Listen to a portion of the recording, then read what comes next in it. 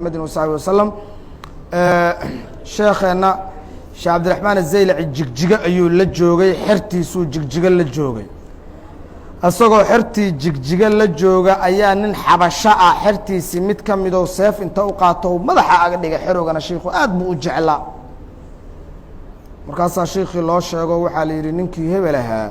madaxa laga gooyay waa dilan yahay waa dhintay hadda madax meel buu ku dhacay ogow sheekhu waa soo baxay meydkiibu u yimid dabadeedna xirtiibu wuxuu ku yiri madaxii ii keena madaxii baa loo keenay madaxa meeshii laga gooyay buu sheekhu inta saa u saaray buu wuxuu qaaday beydkii rasuulullaahi maalimin mujiri siwaaka yujiru min kurabi shidaadi 7 jeer buu ku celceliyey kadibna madaxii meeshiisii buu ku raystay meydkiina waa istaagay asagoo nool yuxyi illaahu man yashaa فلذلك سميت سداسا waxaa loogu magacaabay qasiidadii oo beydkan la dhaxgeliyay qasiidada haadiyatul arwaax ayaa loogu magacaabay beydkan qasiidada la dhaxgeliyay اللهم اشر نفحات الرضوان عليه وامدنا